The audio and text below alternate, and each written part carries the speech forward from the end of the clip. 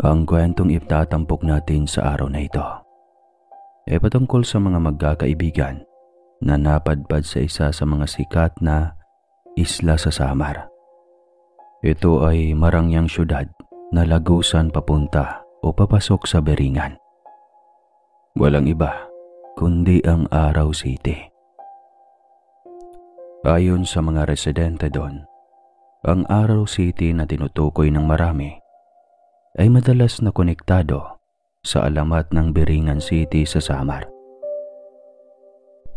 Ayon sa mga kwento pa, ito raw ay lungsod ng mga engkanto, moderno, maliwanag at napakaganda, pero hindi nakikita ng mga karaniwang tao.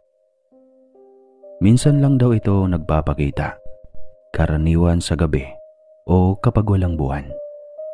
Parang may kumikislap daw na syudad sa malayo, lalong-lalo na sa ibabaw na parte nito. Ang mga nakatira daw doon ay mga engkanto o nilalang na marunong mag-anyong tao. May mga sabi-sabi rin na may 7 portal o daan papunta sa Beringan. Isa raw ay malapit sa Northwest Samar State University sa Calbayog. At ang salitang Beringan naman ay mula sa salitang waray na nangangahulugang hanapan ng mga nawawala. May mga lokal na naniniwalang may mga taong naimbita o nakuha ng mga taga-Beringan at hindi na nakabalik ang ilan. At ayon sa ibang bersyon ng alamat, tinatawag daw itong Araw City dahil sa sobrang liwanag at kinanglang lungsod kapag ito'y nagpapakita. Ang araw ay maaaring sumisimbolo sa ilaw o kaliwanagan ng mga engkanto, parang syudad ng liwanag. Alam niyo bang may mga maraming lugar sa Samar na matagal nang pinapaniwala ang tirahan ng mga engkanto? Kaya malakas talaga ang paniniwala ng mga waray sa mga nilalang ng kalikasan. At isa na ito ang Araw City. Dito natin matutunghayan ang kwento ng magkakaibigan o magkatrabaho na nagbakasyon 2 dekada na ang nakaraan, at tunghayan po ninyo kung ano ang nangyari sa kanila. Simulan na natin ang kanilang kwento. Taong 2003, sa isang resort sa Samar, naggayayaan ang isang grupo na pawang magkakatrabaho na pumunta sa isang resort. Ang gusto nila ay hindi masyadong sikat at hindi masyadong dinudumog ng tao noong mga panahong iyon. Kasi dati pa man ay sikat na talaga ang Palawan, Bohol at ang Boracay. Nagkataon na mahaba ang bakasyon noon dahil sa taunang selebrasyon ng Katoliko, ang banal na linggo o mas kilala natin sa Semana Santa. Si Jemon ay 5 taon na sa kumpanya na kanyang pinapasukan. Ilang beses na siyang tumangka na mag-resign. Pero magpahanggang sa oras na iyon ay naroon pa rin siya. Nag-aalangan rin siyang umalis dahil magsisimula na naman siya sa umpisa. Doon kahit nababagot siya sa paulit-ulit na trabaho, ay maayos ang relasyon niya sa kanyang mga kasamahan. Walang inggitan at kompetisyon na karaniwang naging problema sa trabaho. Gamay na gamay din niya ang mga ugali ng kanyang mga kasamahan. Kuhang-kuha na niya ang pulso ng bawat isa. Iyon ang bagay na pumipigil sa kanya na umalis sa kanyang trabaho. Isa pa, ay medyo may edad na rin siya, kaya naging hamon na para sa kanya ang makahanap ng panibagong trabaho. Tinitiis na lang niya ang bawat araw na pagkabagot at pilit na ipinagkakasya ang kakarampot na sahod. Empleyado si Jemo ng pribadong kumpanya na nagbibigay ng insurance sa mga ordinaryong manggagawa. Ang kanilang mga kliyente ay karaniwang malalaki na planta. Si Jemon ay nakadestino sa pagberipika ng dokumento. at siya din ang nagpapasya kung pasok o hindi sa insurance ang isang manggagawa. Ilang araw na lang ang pagitan bago sumapit ang Semana Santa. Lahat sila na magtatrabaho ay may kanya-kanya ng plano kung paano nila susulitin ang mahabang bakasyon. Si Gina ay isang manager ng kanilang departamento at ahasan ang pagpapakita niya ng motibo na may gusto ito kay Jemon. Kibet-balikat naman si Jemon sa pagpapasaring ng dalaga. Handa si Jemon na patulan ng paglalandi sa kanya. Pero kapag pag-aasawa na ang usapan, hinding-hindi pa papatusin iyon ni Jemon. Kinukulang ang kanyang kinikita at mayroon ba siyang kapatid na kailangang paaralin. Oy, Jemon, ano ang plano mo sa susunod na linggo? Nag-anunsyo na si boss na buong linggo tayo na walang pasok. Bonus na rin niya sa atin dahil malakas ang sales natin sa nakalipas na mga buwan. Negative ako dyan. Wala akong pera, Jean. Alam mo naman ang naging buhay ko. Hindi ko pa nga natatanggap ang sahod ko. Ubus na kaagad. Yun nga ang nais kong sabihin. Gusto ko sana lahat tayo magkasama dahil parang team building na rin natin ito. Suwestyon ko sa mga nakakaluwag na sana mag-ambagan tayo para makasama si Jemon. Ano sa inyo? G ako dyan. Basta Jemon ha. Kapag nandun na tayo, paputukan mo ko ha. Matagal ko nang inaasam na maputukan ang baril mo. Si Berto ang nagsalita na alias Bete. Oo, binabae siya na may kargada. Hoy, walang ganun te. Mahaba ang pila kaya dun ka muna sa likod. Si Gina ang nagsalita. Tawang-tawa naman si Jemon sa buskahan ng kanyang mga kasamahan sa trabaho. Iyon mismo ang dahilan kung bakit siya nag-aalangan na umalis na. Nasasayangan siya sa kanilang pinagsamahan. Ang problema ng isa ay pinagtutulungan ng lahat. Sandali lang ha. Ako, baka may gustong magpaputok. Tamang-tama dahil umuwi si Mrs. sa probinsya para doon sa lubungin ng Semana Santa. Ayoko sa paputok mo, Arky. Sinasaid ng misis mo ang laman. Sigurado na latak na lang ang natitira kahit anong pilit ko dyan sa gatilyo mo. Lalong umugong ang kantsawan sa loob ng opisina ni Gina. Ganoong leader si Gina kapag tapos na ang trabaho. Ay game na game ito sa kanyang tauhan.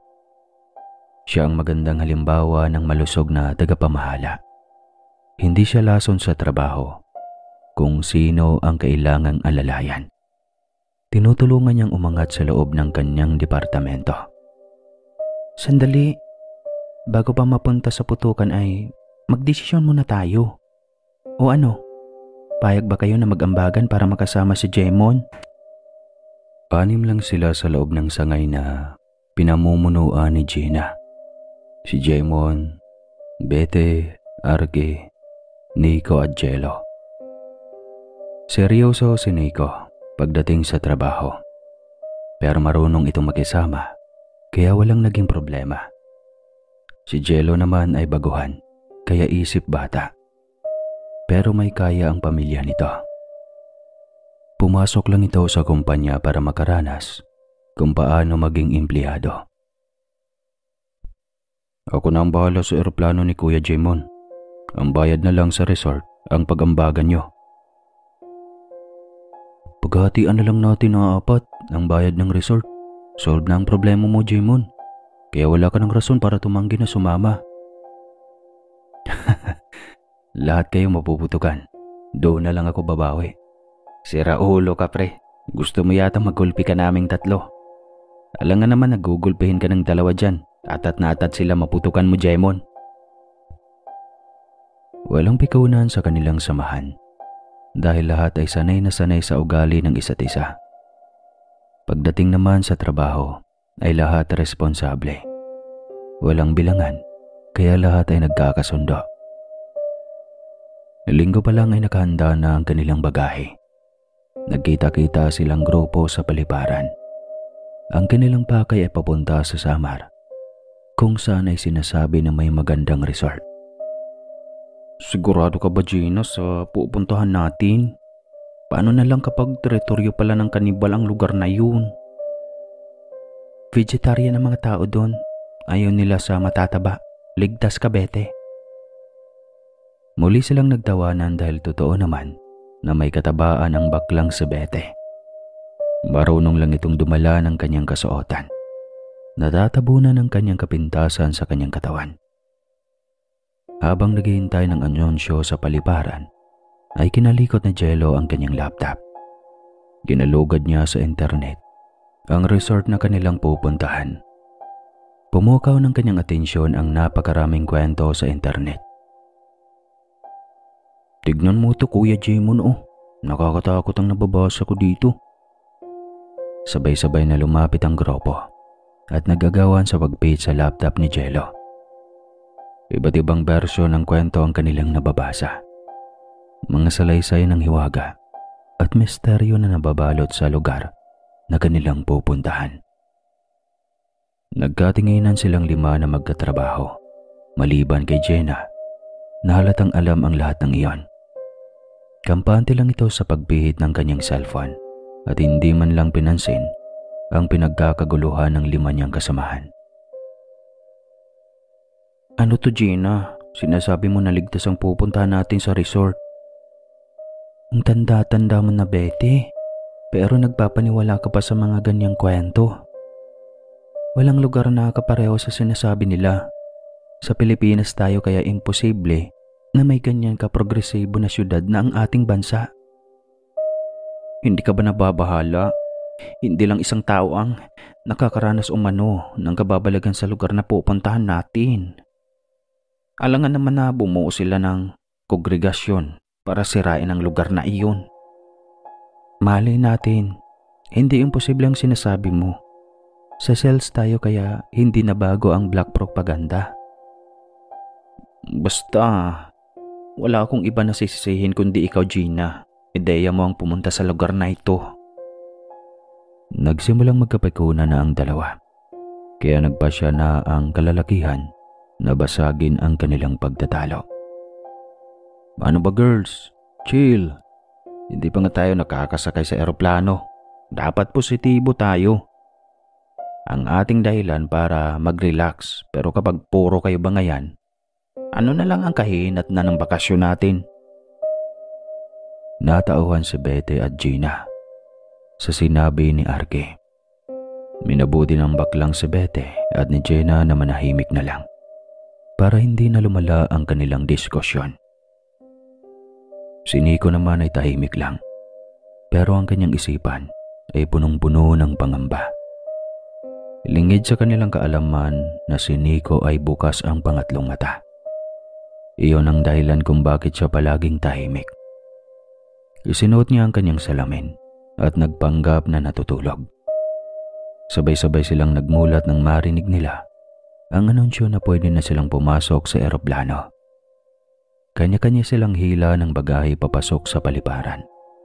Muli namang nagbuskan ang beking si Bete at si Gina nung malaman nila kung sino ang katabi ni Jemon. Ay, kaya pala. Atat na atat kang mag-book ng ticket dahil gusto mo na suluhin si Jemon. Nakahawak pa sa kanyang bewang si Bete habang kinokompronta ang babae na boss. Napahagik-gik na lang si Gina sa naging reaksyon ni Bete. Gumante ka na lang, Bete, pagdating natin doon. Lasingin mo si Jemon para ikaw ang unang maputukan. Sa likod lang ni Jemon si Arke, kaya hindi ito nakapalag ng kanyang kutusan. Sira ulo ka talaga. Umanda ka mamaya kapag ikaw ang malasing. Lagot ka kay Bete mamaya. Ayos lang naman sa akin. Hiram lang ang katawan natin kaya ipatikim sa may gustong tumikim. Hoy, sorry, hindi ako kumakain ng yaki foods. Napatayo si Arke nang sabay-sabay tumawa ang kanyang kasamahan. Ikaw na nga ang pagbibigyan, ikaw pa ang chose. Akala mo kung sinong sexy. Ngew, ngew, ngew. Pinandilata ni Bete ng mata si Arke dahil sa hirit na ganti ng lalaki sa kanya. May itsura naman si Arke, kaso may asawa na ito at 2 anak. Kaya gano'n na lang ang pandidiri sa kanya ni Bete. Palaging sinasabi ni Bete na parang pumatos na rin siya ng babae kapag pinatulan niya si Arke.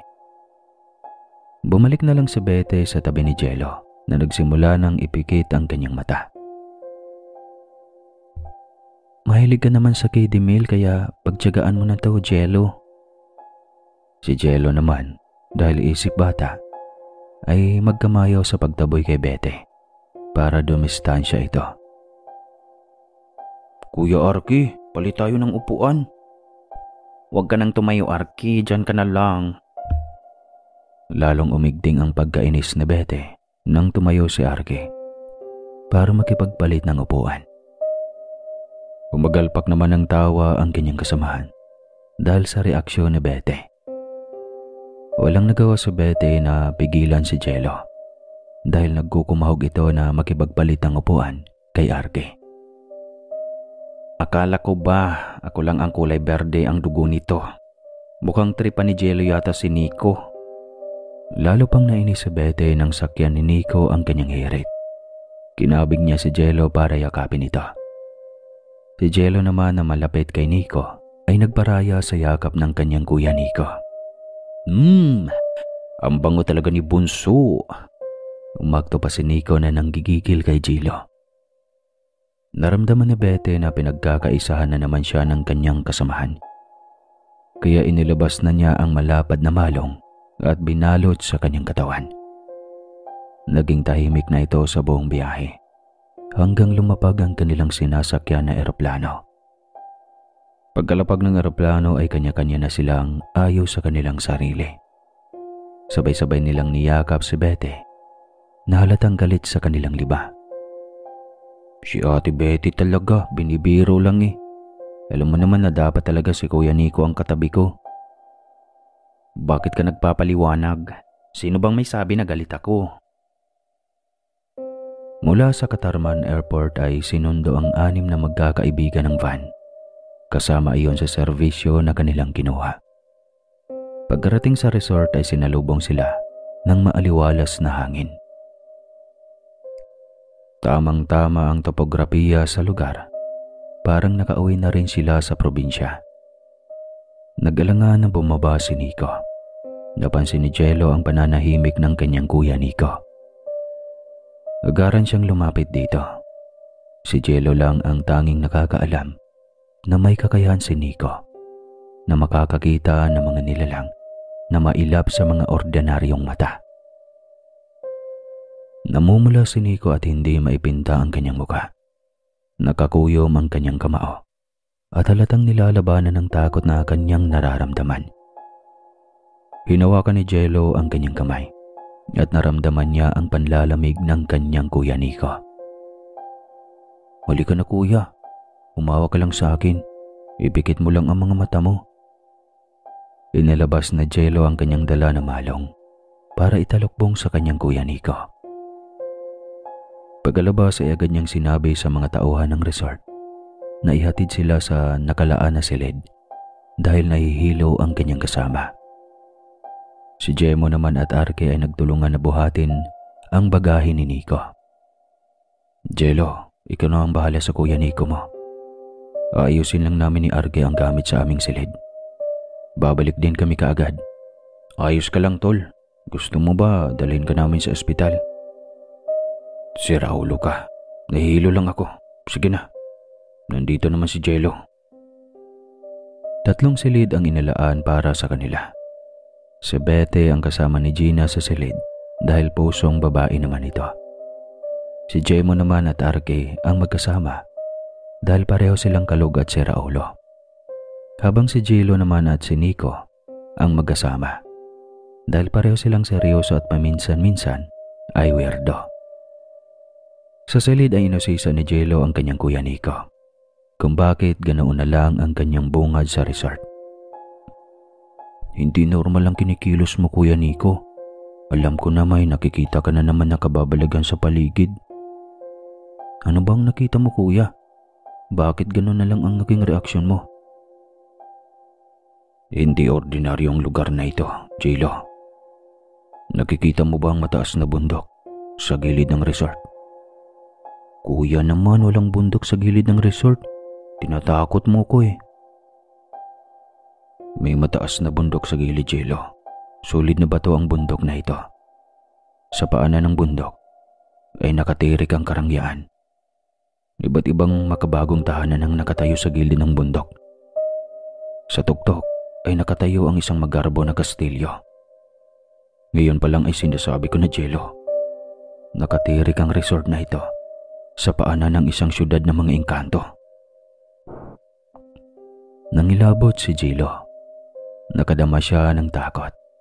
Hindi man niya nakikita ang sinasabi ng kanyang kuya Nico, pero nararamdaman niya ang takot na lumulukob sa kanyang pagkatao. Sabihin na kaya natin sa kanilang nakikita mo, kuya. Natatakot na ako. Huwag. Pagtatawanan lang nila tayo. Nilamon na sila ng makabagong henerasyon. Iisipin pa nila na nasisiraan tayo ng ulo. Basta, sundin mo lang ang sasabihin ko. Huwag na huwag kang lalayo sa akin para magabayan kita. Napatango na lang si Jelo sa kanyang kuya Nico. Sila ang pinakamalapit sa loob ng opisina, kaya buwang tiwala niya dito. Pansamantala silang nakaidlip dahil na rin sa puyat sa mahabang biyahe. Pagkasapit ng alas 6 ay isa-isa silang kinatok ni Jenna. Sinabi ni Jenna na ipinahanda niya ang hapunan para maaga silang makapagpahinga. Masagana ang bungad sa kanila na hapunan at tunay na ipinarana sa grupo ang ipinagmamalaki ng samar na mga pagkain. Wala munang mag-iinuman, maaga pa tayo bukas. Aakyat tayo sa bundok na nakikita natin buhat dito. Sana maayos at malinaw sa lahat ang aking sinabi. Ano ba yan? Excited pa naman kami ni Jemo na magpakalunod sa alak ngayong gabi. Bukas pagkatapos natin mag-hiking, malaya kayong magpakalunod sa alak. Kailangan bukas ay kompleto tayong lahat. Hindi pwede na may maiwan. Kailangan natin ng patunay kay boss na may aktibidad tayong ginagawa sa loob ng 1 linggo. Malinaw ba sa lahat ang sinabi ko? Sumaludo ang 5 kay Gina para ipakita ang kanilang pagsang-ayon. Habang kumakain, ay muling gumana na naman ang kalokohan ni Arke. Tol Jimon, total, nandito na rin lang tayo. Bakit hindi nyo pasulitin ni Gina? Magpulot gata kayong dalawa. Ayos lang naman sa akin na si Betty ang makakasama ko sa silid. Wala namang mawawala sa akin. Total, paminsan-minsan na ranglin akong ginagamit ng misis ko. Bahala na si Betty kung ano ang gagawin niya sa akin. Kagi, tarantado ka, Arke. Papayag ako basta gumawa tayo ng kasunduan. Ikaw ang magpapaaral sa aking kapatid.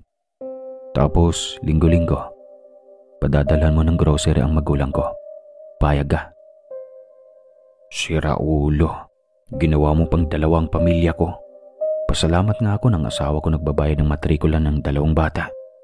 Mukhang mas mabigat ang responsibilidad na ibibigay mo sa akin kumpara sa sarili kong pamilya. Ede, tumahimik ka. Puro kakalibugan. Sabihin mo na lang kung gusto mong makatabi si Betty mamayang gabi. Malaya kayong gawin kung anong gusto niyo. Wala akong pakialam. Sandali, pala desisyon kayo ha? Hindi niyo pa nga ako tinatanong kung gusto kong makatabi si Arke. Hindi ako kumakain ng pagpag. Napasalampak na naman sa pagtawa ang 4, maliban kay Nico, na panay ang sulyap sa labas. Si Jello naman ay nakatuon ng atensyon sa kilos ni Nico. Batid niya na may nakikita na naman ito, nakababalaghan sa paligid. Pagkatapos ng hapunan ay nagpasya ang 4 na maglibot sa resort. Sina Arke naman at Jello ay nagpasya na pumasok na sa kanilang silid para makapagpahinga. Nagpasya ang 4 na magkape muna sa labas habang nagpapatunaw ng kanilang kinain. Naging paksa sa kanilang usapan sina Jello at Nico na parang may tinatago. Si Arke naman na madumi ang isipan, ang unang nagbukas ng paksa sa dalawang kasamahan. May napapansin ba kayo kay Jello at Nico? Hindi sila sumasabay sa atin kanina. Si Nico ay panay ang lingon sa labas at parang may minamatsagan sa paligid. Si Jello naman ay panay ang sulyap kay Nico. Parang ayaw niyang mawaglit sa kanyang paningin. Sa tingin niyo, may relasyon kaya ang dalawa? At saka, sino kaya sa kanilang bakla? Hoy, ang tabil ng dila mo, Arky. Hindi ba pwede na masama lang ang pagkaramdam ng tao? Concern lang si Jello sa kuya niya. Alam niyo naman kung gaano sila kalapit sa isa't isa. Pinagtatanggol mo pa talaga ang kalahi mo, bakla. Halata naman na may malalim na samahan ang dalawa. Ipalagay na nating meron. Ano naman ngayon? Hayaan na natin maging pribado ang bagay na iyon. Tama si Bete. Si Nico ang naging sandigan ni Jello noong nagsisimula pa lang ito sa opisina. Huwag muna natin silang husgahan. Pwede ba? Natauhan ang dalawa sa pagiging malisyoso. Pinagdilata ni Bete ng kanyang mata sina Arke at Gina. Ang dalawa naman ay gumante at sabay na pinahaba ang nguso kay Bete. Hindi na muling naungkat ang kanilang pagdududa sa relasyon ni Nico at Jello. Pagkatapos nilang magkape, ay nagpasya na si Gina na magpahinga silang apat. Kailangan nilang magising ng maaga para sa kanilang nakalinyang aktibidad. Sa loob naman ng kanilang silid ay kasalukuyang nag-uusap sina Jello at Nico. Alam ko kuya na may nakikita ka na naman kanina sa labas. Talaga ba na marami kang nakikita dito sa resort? Oo, Jello. Ang pinagtataka ko kung bakit kakaiba ang kanilang itsura kumpara sa nakasalamuha ko na noon. Naniniwala na ako sa mga kwento na aking nababasa at sa mga sinasabi ng ilang tao. Ano ba ang kanilang itsura, Kuya Nico? Nakakatakot ba? Hindi naman. Sa katunayan ay sobrang ganda nila. Ganoon din ang kalalakihan. Kaaya-aya ang kanilang itsura at lubhang nakakabighani. Mahalin tulad sila sa anak-araw. Kakulay nila ang gatas at ang kanilang mga buhok ay puting-puti na mahaba. Anong uri sila na nilalang, Kuya Nico? Hindi ko alam, Jello. Isa lang ang sigurado ako. Isa silang engkanto. Nakakatakot naman, Kuya Nico. Gusto ko na yata magpasundo sa aking mga magulang para makauwi na. Sa buong gabi ay hindi na halos umaalis si Jello sa tabi ni Nico. Takot itong lumabas o dumungaw man lang sa bintana. Sa silid naman ni Bete at Gina ay nagpasya sila na buksan ang bintana. Gusto nilang makalanghap ng sariwang simoy ng hangin. Kaya nagpasya silang buksan ang bintana. Si Gina ang malapit sa bintana kaya tanaw na tanaw niya ang labas. Aga nakatulog ang dalawa dahil sa maaliwalas na simoy ng hangin at walang mga lamok ang makakadistorbo. Sa kalagitnaan ng kanyang pagtulog ay parang nakaramdam si Gina na may humihipo sa kanyang masiselang bahagi ng katawan. Napabalikwa siya sa kanyang kama at mabilis na umupo. Napasigaw siya kay Bete na malakas pa ang hilik. Bete, buksan mo ang ilaw. May nakapasok sa silid natin. Naalimpungatan si Bete at lumagabong pa ito sa sahig dahil sa pagbigla sa sigaw ni Gina. Ano ba, Jenna? Natutulog ang tao. Pabigla-bigla ka naman eh. Atakihin ako sa puso dahil sa pinagagawa mo. Ano ka ba, Betty? Pinasok tayo sa loob ng ating silid. Dali na. Natatakot ako. Doon lang natauhan si Bete dahil umaalingasaw ang kakaibang amoy na naiwan sa kanilang silid. Nagmamadaling tumayo si Bete para buksan ang ilaw. Pagkabukas ng ilaw, wala silang napapansin na kakaiba sa paligid, maliban sa naiwang amoy na kanilang nalalanghap. Samahan mo ako, Betty. Kailangan na malaman nila ang nangyayari sa resort. Hindi tayo ligtas kapag ganito ang nangyayari. Kampante sana tayo na dito sa loob ay ligtas tayo. May mga sikyo naman na kumalat sa resort eh. Papaano na hindi nila napansin na may umakyat na pala sa silid natin? Naroon sila sa ikalawang balapag, kaya imposible na walang makakapansin kapag may umakyat sa kanilang silid. Kinatok nila ang silid ng iba pa nilang kasamahan para samahan silang magreklamo. Agad naman silang pinagbuksan ni Jemon na agad kumilos para gisingin si Arke.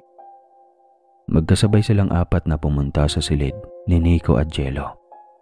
Napatutop si Arke sa kanyang bibig nang makita niya si Jello nakatabi ni Nico sa iisang kama. Tigdalawa ang kama ng kanilang silid na kanilang kinuha. Magkatabi kayong dalawang natulog? Ang sweet nyo naman na magkuya. Nakuha pa ni Arke na buskahin ang dalawa sa kalagitnaan ng pangyayari na iyon. Napaaray si Arke nang sikuhin siya ni Bete na halatang naiinis sa kanyang sinabi. Agad namang nagbagitna si Jemon para hindi na lumala ang tensyon. Ipinaalam ni Jemon sa dalawa ang nangyari. Dahilan para malimutan nila ang pang-iinis ni Arke. Agad na tumayo ang dalawa para samahan ang apat na magreklamo. Pagkarating nila sa labi ng kanilang tinutuluyan, ay pinaupo sila ng tauhan. Nagmadali ang babae na kanilang kausap na pumasok sa maliit na silid at mukhang may tatawagin. Isang babae na may edad ang lumabas. Ang kanyang buhok ay may mga puti na lumalabas na palatandaan ang kanyang edad. Inutusan niya ang mga kasama na kumuha ng merienda habang nag-uusap. Nagpakilala ang ginang sa pangalang Mildred. Siya umano ang namamahala sa buong operasyon ng resort. Hindi na siyang nagpaligoy-ligoy ng usapan at agad niyang inamin ang kababalaghan na nangyayari sa resort. Hindi naman lingid sa inyong kaalaman ang kababalaghan na nangyayari sa resort. Naging bahagi na ng aming imahe ang misteryo na nababalot sa lugar na ito. Sinisigurado ko na ligtas kayo sa isla.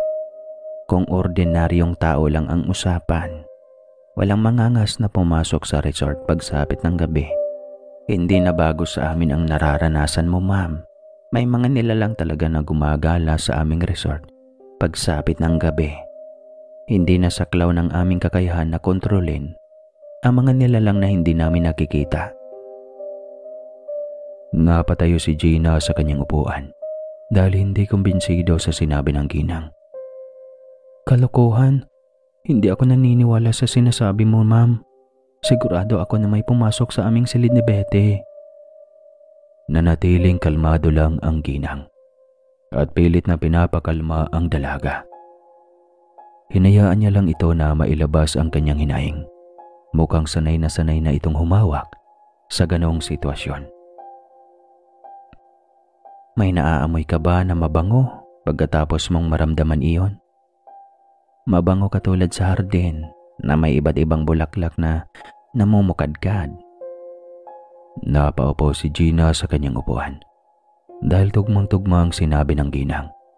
Ay oo, yun nga pala, manang. Wala naman kaming dala na ganong amoy na pabango kaya imposible na sa amin iyon ang gagaling. Huminga ng malalim si Aling Mildred bago muling nagsalita. Hindi iyon galing sa tao. Galing iyon sa hindi imbitadong bisita. Pwede bang linawin mo, manang? Lalo lang akong naguguluhan sa sinasabi mo. Ang ibig kong sabihin ay isang engkanto, iha. Mahirap man paniwalaan pero iyon ang totoo. Hindi kami nagsisinungaling. At nakasaad iyon mismo sa mga impormasyon sa internet. Natameme si Gina dahil bago siya mag-book sa resort na iyon ay nagsagawa siya muna ng pagsisiyasat. Siya itong binaliwala ang nakasaad na impormasyon sa paniniwala na bahagi lang iyon ng kanilang estratehiya. Tama ang sinasabi ni Manang. May mga nilalang talaga sa lugar na ito na hindi nakikita ng mga ordinaryong mata. Ito naman ang gusto nyo, di ba? Ngayon, puro tayo reklamo. Nagtalo pa nga kayo ni Betty sa paliparan. Isarado nyo na lang ang bintana para masigurado nyo na walang makakapasok.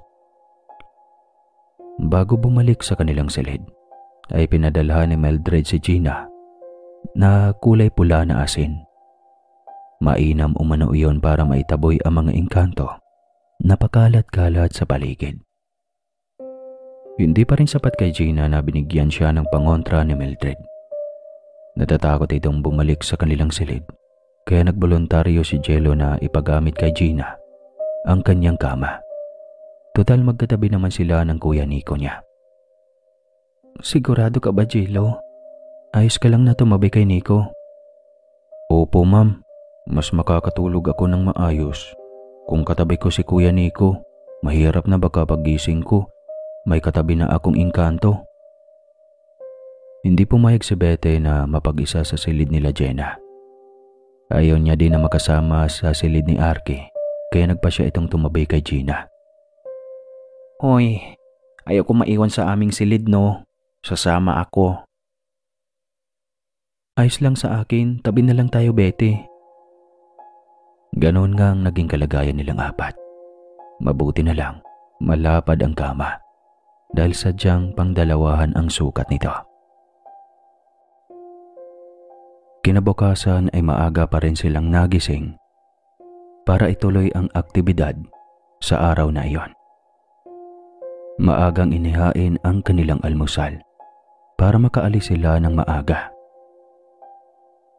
Sigurado ka ba, Gina, na itutuloy pa natin ang aktibidad sa kabila ng nangyari kagabi? Nababahalang usisa ni Arky sa kanilang leader. Nag-aalangan naman si Gina na huwag ituloy ang aktibidad na iyon dahil malaki ang kanilang binayaran.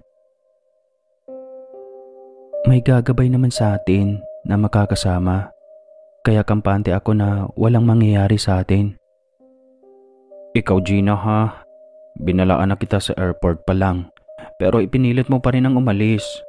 Sakaling may mangyari pa sa atin, ewan ko na lang talaga. Baka makalimutan ko na ikaw ang manager namin.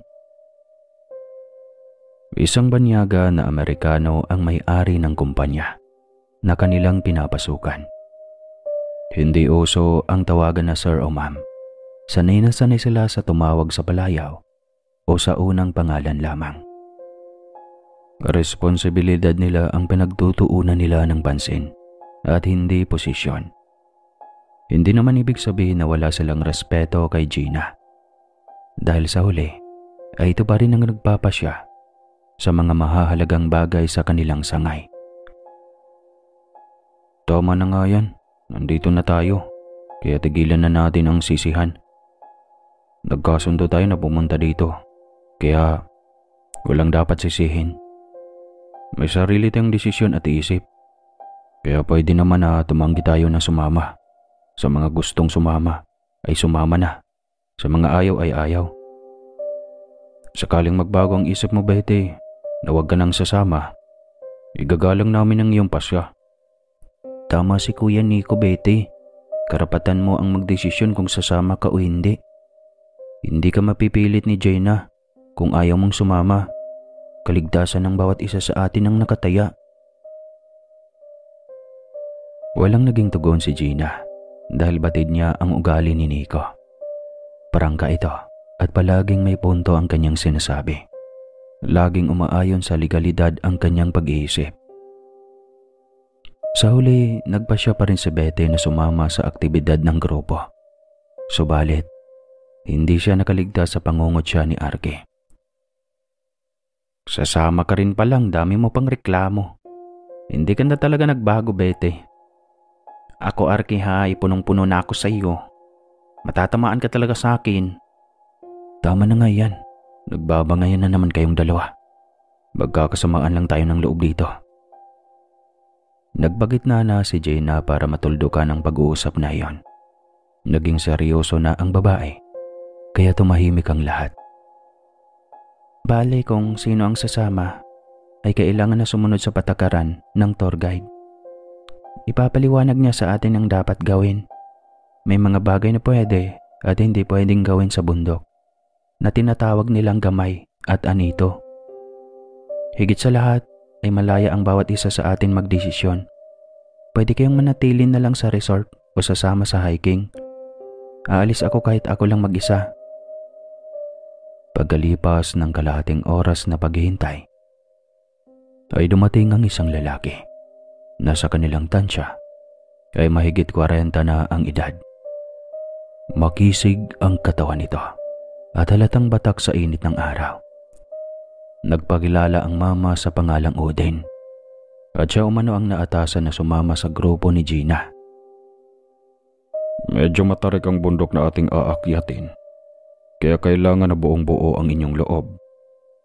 Maraming peligro ang nakaabang sa itaas ng 2 bundok, kaya kailangan na sumunod kayo sa aking patakaran. Mga ilang oras po manong bago natin marating ang tuktok ng bundok na ating bakay. Mga 5 oras na lakaran pataas at 6 na oras pababa. Ngayon pa lang ay sasabihin ko na kung gaano kahirap ang daan paakyat.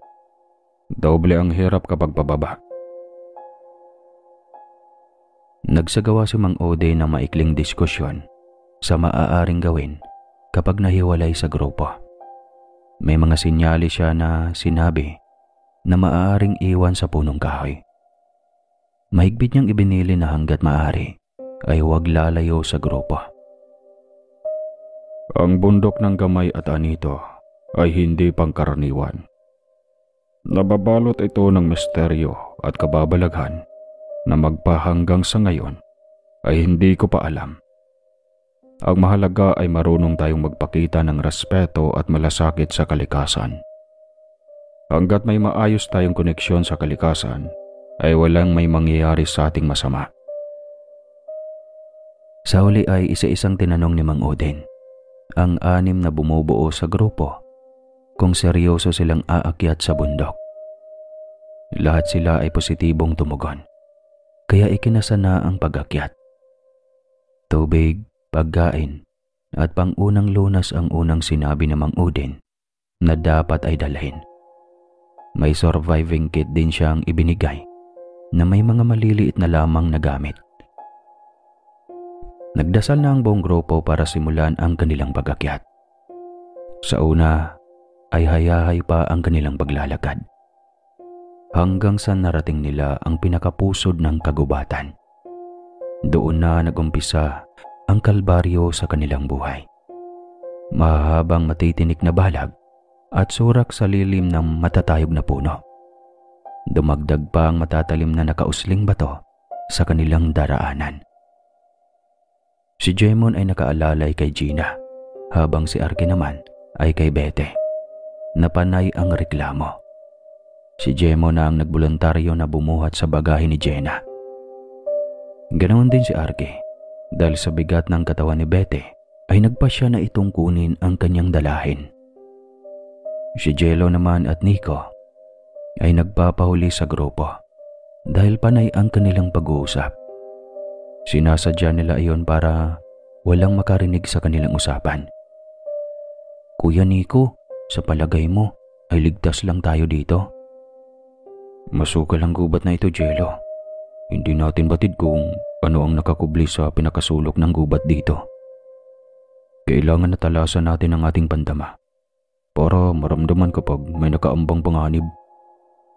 Ang gubat na ito ay hindi pa ganun ka kontaminado sa presensya ng tao. Marami pa itong itinatago. Nakakatakot naman ang sinasabi mo, Kuya Nico. May nakikita ka ba ng mga nilalang na umaaligid sa itaas ng bundok? Napakadami, Jello. Isang pamayanan ng engkanto ang lugar na ito. Ang mga lagusan ay nagkalat sa loob ng kagubatan. Maraming nagsusulputan ng mga nilalang na ngayon ko palang nakikita. Napahawak si Jello sa braso ng kanyang Kuya Nico. Agad naman siyang inakbayan ni Nico para mapawi ang takot na kanyang nararamdaman. Si Arke na madumi ang isipan ay binigyan na naman ng kakaibang kahulugan ang pagiging malapit ng dalawa. Tignan niyo ang dalawa, oh. nakuha pang maglampungan sa gitna ng kagubatan. Alam na nga nila ang hirap maglakad ng magkasama. Dinaig pa nila ang pinagdikit na suman. Napatawa na lang si Odin sa pagiging malisyoso ni Arke. Sa halip ay ipinapaliwanag niya at ipinaintindi sa lalaki ang kanyang pananaw sa ganong aspeto. Wala namang mali kapag pareho silang nagmamahalan. Ipalagay na nating tama ang hinala mo, anak. Sino ba tayo para husgahan ang kanilang pagkatao? Lahat tayo ay may kakulangan at kahinaan. Kaya kailangan na bawat isa sa atin ay marunong rumespeto sa kakulangan na iyon. Ay nako, Winner. Panalong-panalo ka doon, Mang Odin, sa sinabi mo. Siguro ang sarap mo maging tatay. Bukas ang pag-iisip sa ganong bagay. Hoy, Bete. Tumigil ka. Pati ba naman si Mang Odin ay pinapantasyahan mo? Ay naku, Mang Odin. Mag-iingat ka dito kay Bete, ha? Dahil kumakain ito ng taong buhay. Siniko ni Bete si Arke. Dahilan para mapadaing ito sa sakit. Napatawa na lang si Jemon at Gina dahil muntik na siyang matumba sa lakas ng pagkasiko ni Bete. Yan, sige ka pa, Arke. Sa kababuyan mo. Hindi lang ganyan ang mapapala mo kay Bete. Ang dumi kasi ng isipan mo eh. Nagpapahalata ka talaga sa mga gawain mo. Ewan ko na lang talaga. Pati yata ang puno ng saging basta may butas ay papatusin mo eh. Halatang halata kasi na ginugutom ng misis niya kaya ganyan. Ikaw, Bete, ha? Binubuhat ko na nga ang dala mo. Ganyan pa ang ginagawa mo sa akin. Kapag ako ang nainis, bahala ka sa buhay mo. Akala mo tutulungan ka ni Jemon? May Gina na kaya siya? Oy, ewan ko na lang talaga. Natakot si Bete na baka tutuhanan ni Arke ang kanyang banta. Kaya napalitan si Bete na aluin ito. Sa kalagitnaan ng kanilang buskahan ay biglang nagsalita si Mang Odin na labis nilang ikinabigla. Matagal na ako sa trabahong ito. Kaya alam ko kung sino ang malambot na lalaki at hindi. May malalim na ugnayan ang dalawa. Kaya sila nagpasya na magpahuli sa paglalakad. Ano ang ibig mong sabihin, Manong Odin? Bukas ang ikatlong mata ng kasamahan niyong si Nico. Magkatulad kaming dalawa, kaya alam ko ang kanyang pinagdaraanan. Hindi ganoon kadali iyon. Minsan ay hindi mo na alam kung sino ang iyong nakakasalamuha. Tao pa ba o isang engkanto na? Napahinto sa paglalakad ang apat at sabay-sabay na bumaling kay Nico. Pinag-aaralan nila ang kanyang kilos. At ganoon nga ang kanilang napansin. Panay ang sulyap niya sa buong paligid at parang may kinakausap. Si Jello lang ang nakakaintindi sa kanya, kaya buo ang tiwala niya dito. Matalinong bata si Nico, dahil marunong siyang kumilatis ng taong makakaintindi sa kanya. Sigurado na pag-iisipan niyo siya ng masama kapag sinabi niya ang kanyang kakayahan. Muli nilang binalikan ang mga pagkakataon na kumikilos si Nico ng kakaiba. Sa katunayan, ay nagkakasundo silang lahat na weirdo si Nico. Ang hindi nila alam na may tinatago itong kakayahan. Ako mismo ay nararamdaman ko na may kakaiba sa kanyang pagkatao. Tahimik siya palagi at malalim ang iniisip. Paminsan-minsan ay tinatakpan niya ang kanyang noo ng tela habang ginagawa ang kanyang trabaho. Ginagawa niya iyon para matakpan ang kanyang ikatlong mata. Malamang ay maraming elemento sa inyong opisina, kaya niya iyon ginagawa. Pasulpot-sulpot ang mga nilalang na iyon, at kung minsan, ay nawawala ka talaga sa atensyon. Naglakad pa ang grupo ng ilang oras bago nila narating ang tuktok ng bundok na kanilang bakay. Doon sa itaas ay pinagsaluhan nilang 7 ang pagkain na kanilang dala. Kumuha ng mga litrato bilang patunay at alaala sa pagpunta nila doon. Ang pagod na kanilang nararamdaman kanina ay naglaho dahil sa ganda ng lugar. Mataas ang sikat ng araw, pero hindi nila iyon nararamdaman. Malakas ang bugso ng hangin sa itaas, kaya napapawi ang init ng araw. Nananatili pa sila doon ng halos 1 oras bago nagpasya na bumaba. Simulang malaman nila ang tungkol sa kakayahan ni Nico, ay hindi na nila inungkat ang kanilang hinala na mayroong relasyon ang dalawa. Minsan talaga ay mapapaisip ka ng kakaiba sa pakikitungo ni Nico kay Jello. Lumaking mayaman si Jello, kaya maraming payak na bagay na bago sa kanyang karanasan. May mga kapatid ka pa, Jello? Naisipan ni Bete na itanong. Dahil matagal na niyang napapansin, nakakaiba ang kanyang kasiyahan sa tuwing kasama niya si Nico. Wala ako lang po mag-isa.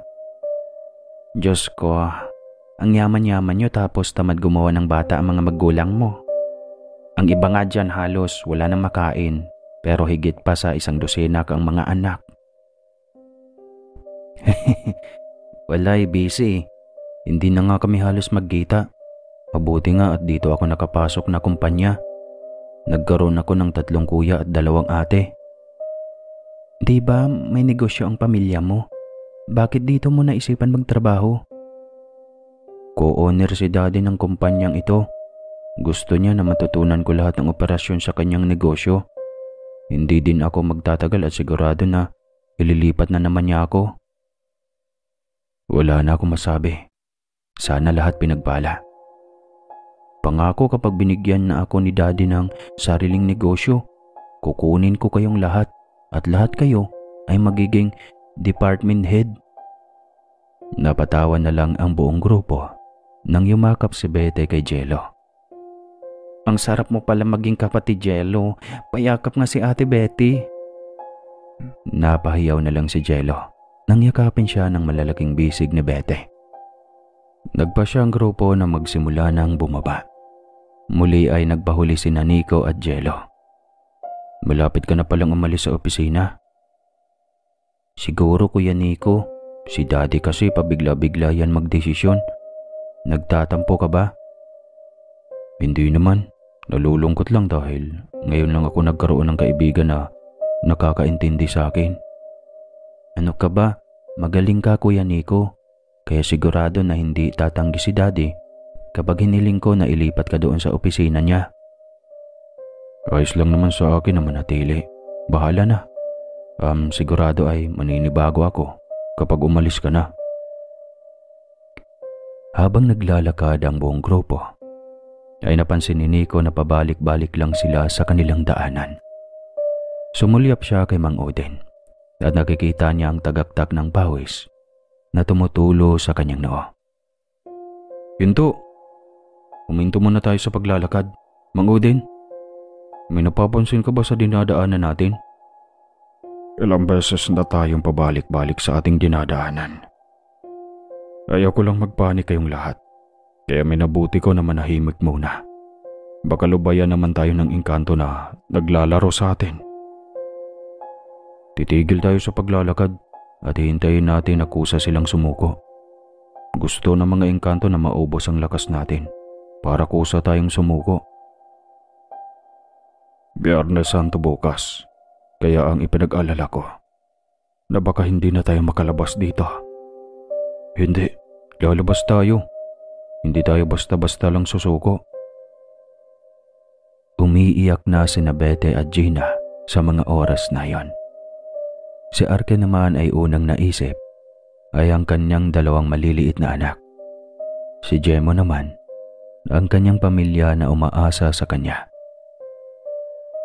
Nagtitipon-tipon na ang mga engkanto, kaya sigurado na may kinalaman sila sa nangyayari sa atin. Nakikita mo rin sila, Mang Odin? May kakayahan ka din katulad ko. Oo, Nico. Nakikita ko ang mga nilalang na pag-alagala sa lugar na ito. Sanay na ako makisalamuha sa katulad nila. Subalit ang pinag-aalala ko na baka may natipuhan sila kaya ganito ang ginawa nila. Si Gina ang binisita ng engkanto kagabi. Kaya siya ang kanilang punterya. Kaya ginawa nila ang bagay na ito. O di kaya ay nagsiselos ang engkanto sa inyong dalawa ni Jemon? Hindi malayo ang inyong naisip na mga posibilidad. Hindi na umalis si Gina sa tabi ni Jemon. Natatakot itong bumitaw sa binata. Baka sa kanyang muling pagmulat ay mahiwalay na siya sa kanyang kasamahan. Nang uusisa sa Nico kung anong uri ng engkanto ang kanilang nakasalamuha. Iyon ang unang pagkakataon na nakatagpo siya ng ganong uri na mga engkanto. Sila ang tinatawag na mga engkantong araw. Ang mga lokal na residente ay tinatawag sila mga buhay na engkanto. Mayroon ka pa na hindi nakikita, Nico. Minsan na akong nakapasok sa tinutukoy ko na lugar. Nakita ko nung nakaraang gabi, Mang Udin. Iyon ang dahilan kung bakit biglang sumama ang pagkaramdam ko. Ayoko lang sabihin sa aking kasamahan. Baka isipin nila na nasisiraan ako ng bait. Mabuti nang isipin nila na may espesyal na namamagitan sa amin ni Jello. Ang hindi nila alam na tanging si Jello lang ang nakakaintindi sa akin. Naniniwala si Jello sa aking nakikita.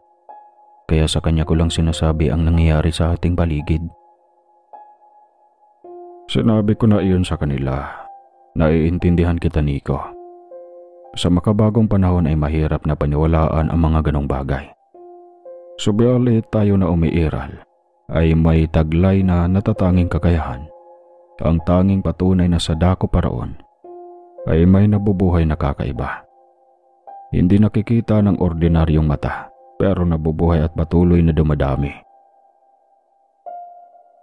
Pagkatapos na maipaliwanag ni Mang Udin ang tungkol sa engkantong araw, ay tumahimik ang grupo.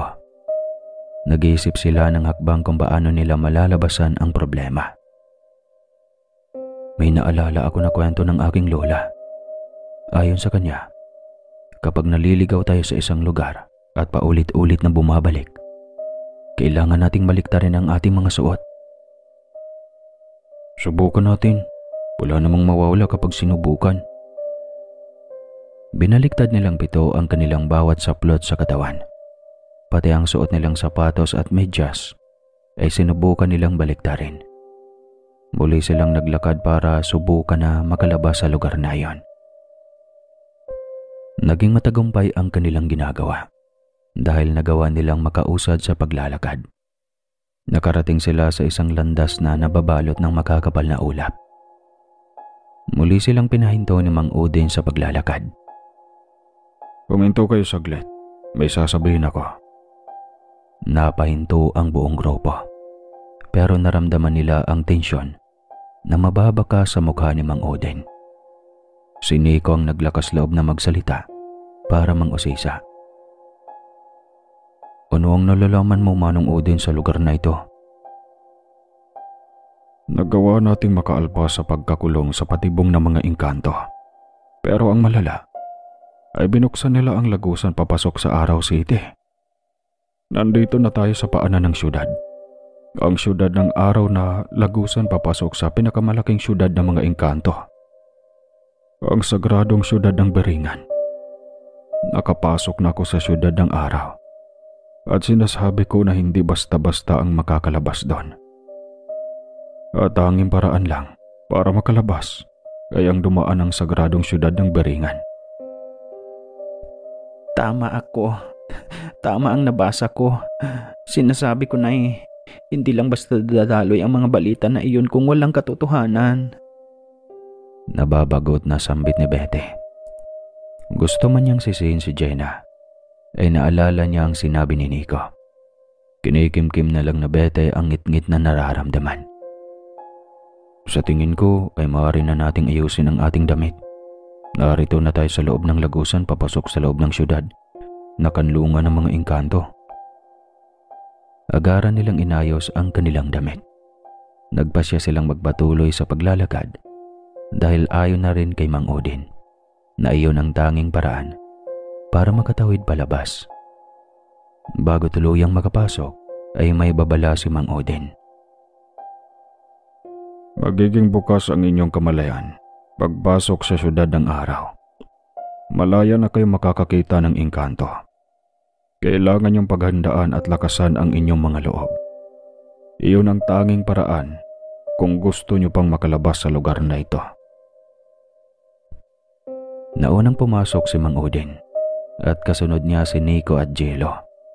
Si Jello naman ay mahinang umiiyak at alam iyon ni Nico. Tahan na bunso, hindi ka pababayaan ng Kuya Nico mo. Pangako, isasabay kitang makakalabas dito. Kuya Nico, sakaling hindi na ako makalabas dito, ikaw na ang bahala magsabi sa aking mga magulang. Paano ka ba? Huwag mong isipin ng mga ganyang bagay. Hindi ako papayag na may mangyari na masama sa iyo. Dadaan mo na sila sa aking bangkay bago ka nila masaktan. Narinig nila ang usapan ni Nico at Jello. Naantig ang kanilang puso sa pinakabatang kasamahan sa grupo. Ako muna ang mauna bago ka nila makuha, Jello. Hindi kita pababayaan. Ako din, bunso. Walang maaari na makapanakit sa iyo na hindi dumadaan sa akin. Si Gemma naman ay inakbayan si Jello para mapanatag ang kanyang loob. Napaatras ang buong grupo nang mahagip sila ng masakit na sikat ng araw. Huwag kayong titigil sa paglalakad. Binabasbasan tayo ng haring araw para magkaroon tayo ng panglaban sa loob ng syudad. Sobrang maliwanag sa syudad na ito. Kabaligtaran sa syudad ng Baringan na nababalot ng kadiliman. Sadyang mahiwaga ang syudad ng mga engkanto. Sino ang mag-aakala sa dulo ng syudad na sobrang liwanag ay may nakakubli na syudad na sobrang dilim? Habang naglalakad ang buong grupo, ay nagsimulang magsulputan ang mga engkantong araw. Ang ipinagtataka nilang lahat ay walang may nagtatangkang humarang sa kanilang daanan. Hinahayaan lang sila na makadaan sa gitna ng magarbong syudad. Muli ay inungkat ni Bete ang kanilang pagtatalo ni Gina. Ngayon mo sabihin sa akin, sis, na walang modernisasyong lungsod sa Samar. Ayaw mo kasi maniwala sa akin eh. Tinatanggap ko na ang aking pagkakamali. Hayaan mo, Bete. Kapag makakalabas tayo dito, ay aalis na ako sa kumpanya. Ano ba? Hindi ba talaga kayo titigil na dalawa? Nasa gitna na nga tayo ng problema ay nagagawa niyo pa ang unahin ang inyong bangayan. Ikaw, Jenna, ikaw ang naturingan na dapat tumataguyod at nangunguna sa amin. Pero ikaw pa itong pasimuna na walang humpay na bangayan. Ikaw naman, Bete, sinabi ko na, di ba? Pwede nang hindi ka na sumama. Pero ikaw itong nagbumilit na sumama. Nagkusa tayong sumama dahil ayaw nating iwan ang grupo. Hindi lang tayo dito magkatrabaho kundi tunay na magkaibigan. At ang magkaibigan ay nagtutulungan at hindi naglalaglagan. Natauhan ang dalawa at nabatid nila ang kanilang pagkakamali. Nagyakapan sina Bete at Gina bilang tanda ng kanilang pagkakaayos. Tumikim na lang ang mga kalalakihan dahil pareho sila ng iniisip. Ibang-iba talaga ang ritmo ng pag-iisip ng babae, kahit ang isa ay alanganin. Nakarating na ang buong grupo sa gitna ng syudad ng araw at doon ay tumambad sa kanila ang isang palasyo na umaabot ang taas sa ulap. Ang palasyo na inyong nakikita ay mismong palasyo na makikita ang taas sa resort. Nandito na tayo sa bulwagan ng hari. Binabalaan ko kayong lahat na huwag kakain ng kanin na gumagalaw. Pwede kayong kumain ng prutas o uminom ng alak, pero iwasan nyo ang kanin, lalo na iyong kulay itim. Naging malinaw sa kanilang lahat ang sinabi ni Mang Udin. Isang babaeng engkanto na ang kulay ng puting buhok na nakatarintas ay umaabot sa talampakan. Ang suminya sa kanilang magkakaibigan na lumapit. Si Nico ang naglakas loob na kausapin ang babaeng engkanto. Saan mo kami dadalhin? Hindi kami sasama hanggat hindi mo sinasabi kung saan tayo pupunta. Ako si Sinag, ang punong tagapamahala sa bulwagan ni Haring Bagwes. ipinapatawag kayo ng hari para imbitahan sa isang piging. Hindi kayo makakatawid sa lagusan hanggat hindi nyo hinaharap ang hari. Napilitan silang 7 na sumunod kay Sinag. Bumaba sila sa mahabang hagdan na ang bawat bahagdan ay napapalamutian ng iba't ibang hiyas. Ang hawakan ay gawa sa solid na brilyante. Paikot-ikot ang mahabang hagdan at mula sa taas ay abot tanaw ang karangyaan sa ilalim. Sa tansya nila na halos 5 palapag na gusali ang lalim ng hagdan bago makarating sa ilalim. Sa bulwagan ay napapalamitayan ng iba't ibang klase ng magagarang sariwa na bulaklak. Ang trono ng hari ay nalalatagan ng magagarang sapin. Gawa ito sa kristal at mayroong mababangis na hayop na nakabantay sa paanan. Sumunod lang silang 7 kay Sinag hanggang sa narating nila ang ilalim. Magbigay galang kayo sa hari, lumuhod kayo. Nag-aalangan ang 6 na sumunod dahil iyon ang unang pagkakataon na gawin nila ayon. Si Arke ay humirit pa bago sumunod sa pagluhod ni Odin. Ibang klase, hindi nga ako nagsisimba dahil ayaw ko nang lumuhod eh. Sumunod ka na lang, Arke, kung gusto mo pang makalabas sa kaharian ng araw. Tumayo si Haring Bagwes para tumugon sa pagbibigay galang ng mga dayo. Maaari na kayong tumayo. Saluhan niyo kami sa munti pa naming piging na aming inahanda sa inyong pagdating. Palihim na kinausap ni Mang Odin si Nico. May itinuro siya sa binata para payagan silang makaalis at makadaan sa lagusan papasok ng Beringan. Hinayaan lang silang magkakaibigan na dumulog sa mahabang hapagkainan. Nalalatagan iyon ng iba't ibang pagkain na nakahain. Ang hari ay nakaupo lang sa kanyang trono at nagmamatsyag sa nangyayari sa hapagkainan. Sumunod ang sayawan na sumasaliw sa malamyos na musika. Pagkatapos ng kasiyahan, ay muli silang pinatawag ni Haring Bagwes. Nagawa niyo na ang malampasan ng aking pagsubok. Wala nang kahit isa man sa inyo ang kumain ng itim na kanin. Ang hapagkainan ko ay tumutukoy sa kapalaran ng bawat nilalang na dumadaan sa aking lagusan. Napagtagumpayan niyo ang aking pagsubok, kaya ngayon ay libre na kayong makakaalis sa aking bulwagan. Pwede po ba, mahal na Haring Bagwes, ang makahingi ng asin? Natameme ang lahat na nakarinig at nagsipulasan ang mga engkantong araw para lumayo. Bumuntong ng hininga si Haring Bagwes at muling nagsaad ng kautusan. Buksan ang lagusan at hayaan silang makatawid pabuntang Beringan. Bahala na si Haring Minandro na magdesisyon kung hahayaan silang makatawid sa Beringan at makabalik sa kanilang pinanggalingan.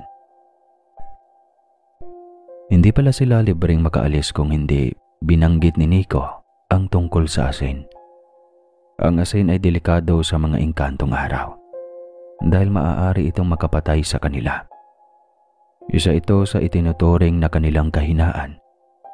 Kaya ganoon na lang ang kanilang takot sa punto palang nabanggitin ito sa kanilang harapan. Itinaboy sila ni Haring Bagwes at mabilis na pinaalis dahil natatakot ang kanyang nasasakupan ng mga engkantong araw. Pagkalabas nila sa palasyo ng hari ay may naghihintay na 2 kalesa sa labas. Sumakay na kayo sa kalesa para masigurado ko ang inyong pag-alis sa aming syudad. Lumilikha lang kayo ng takot sa aming lupain. Sige na, umalis na kayo bago pa magbago ang isip ni Haring Bagwes. Nag-unahan na sumampa ang grupo sa 2 kalesa. Iyon ang unang pagkakataon na nakikita sila ng totoong imahe ng tikbalang. Napasigaw silang 7 nang magsimula ng tumakbo ang 2 tikbalang na kulay ginto. Sa bilis ng kanyang pagtakbo ay hindi na halos nila nakikita ang kanilang daraanan. Ang buong akala nila na ibubunggo sila ng tikbalang sa malaking puno ng balete. Pero tumagos ito at lumusot sa isang lugar na balot ng kadiliman. Darito na tayo sa siyudad ng Beringan, ang sagradong siyudad ng mga engkanto, na may dugong bughaw o tinatawag ng iba na mga maharlikang engkanto. Kailangan nating mag-ingat dahil mga dalakit nun ang nakatira sa lugar na ito. Kilala ang mga dalakit sa pagiging mapamarusa.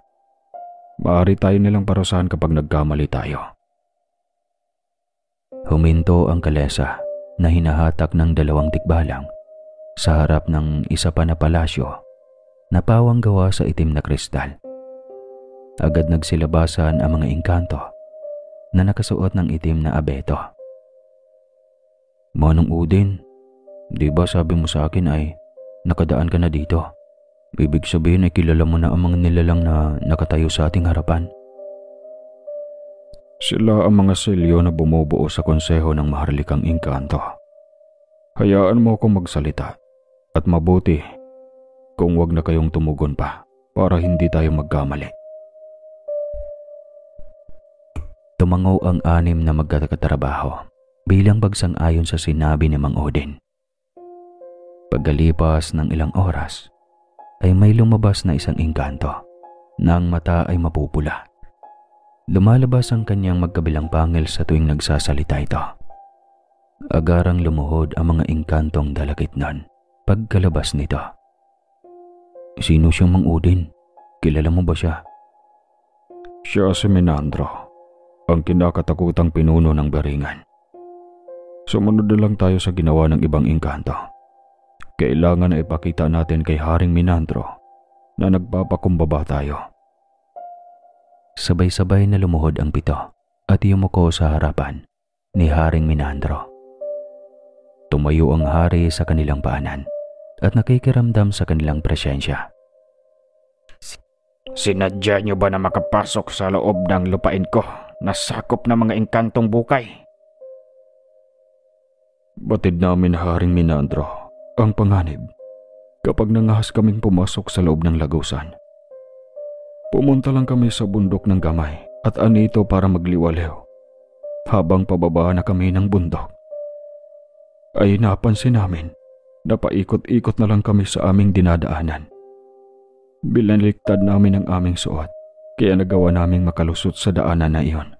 Subalit pagkatapos nito, doon na kami lumusot sa syudad ng araw.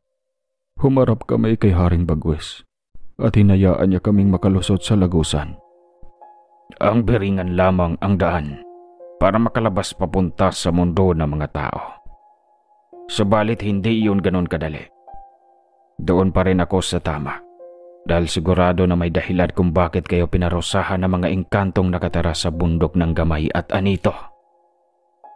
Makakalusot lang kayo sa Beringan kapag nasigurado ko na wala kayong ginawa na pagkalapastanganan sa kabundukan na sakop ng Gamay at anito. Nangako si Mang Odin na wala silang ginawa na kalapastanganan sa kabaligiran. Sa katunayan ay ipinakita niya ang basura na dinala niya pabalik. Habang naglalakad paakyat ay namumulot pa si Mang Odin ng mga plastik na naiwan ng mga umaakyat sa bundok. Hindi sapat ang salita lang, kaya kailangan na masilip ko ang inyong ginawa habang naglalakbay sa itaas ng bundok. Ginamit ng hari ang kanyang gintong tungkod para masilip ang ginawa ng mga dayo habang nagliliwaliw sa itaas ng bundok. Doon ay tumugma ang sinabi ni Mang Odin, dahilan para lumiwanag ang mukha ni Haring Menandro. Pagkatapos niya masilip ang buong pangyayari, ay agad niyang ibinababa ang pasya. Mananagot ang mga engkantong may kagagawan sa pagkapasok niyo sa loob ng lagusan. Sinabi ko na noon pa na huwag makialaman ang mga tao kung umaayon naman sa kabutihan ang kanilang ginagawa. Pasalamat na lang kayo dahil nakapasa ang inyong akto sa aking batas. Ipinagkakaloob ko sa inyo ang pagkakataon na makatawid sa sagradong syudad ng Beringan. Pagkatapos na maibaba ni Haring Menandro ang pagpapasya, ay biglang naglaho ang mansyon na kanilang nakita kanina. Maliban kay Nico at Mang Udin, na bukas ang ikatlong mga mata. Nagtagumpay tayo. Nagawa natin malampasan ang pagsubok ng mga engkanto. Ay, magsilbi sanang aral sa inyong mga kabataan na huwag abusuhin ang kalikasan. Hanggat umaayon sa kabutihan ang inyong ginagawa, ay wala kayong dapat na ikatakot. Yun ang palagi kong paalala sa inyo. Biglang sumilay ang nakakasilaw na liwanag sa dulo ng daan. Ang mga engkantong dalagit noon ay naglaho pagsibol ng liwanag. Halina kayo, lumabas na tayo sa beringan. Ang liwanag na inyong nakikita ay ang lagusan palabas ng beringan. Pagkalusot nila sa liwanag, ay bumalik sila sa daanan kung saan sila naligaw. Sa pagkakataon na iyon ay malinaw na ang daan at may direksyon na silang nakikita na maaaring masundan. Nagyakapan ng magkaibigan at ilan sa kanila ay umiyak sa kasiyahan na nakalabas sila ng ligtas. Bumaba sila sa bundok para bumalik sa resort kung saan sila pansamantalang tumutuloy. Pagkarating nila doon ay nagulat sila sa dami ng tao na naroon. Naghihintay ang kanilang pamilya na halatang nag-aalala sa kanilang pagkawala. At labis silang nagulat nang kanilang malaman na 7 araw na silang nawawala.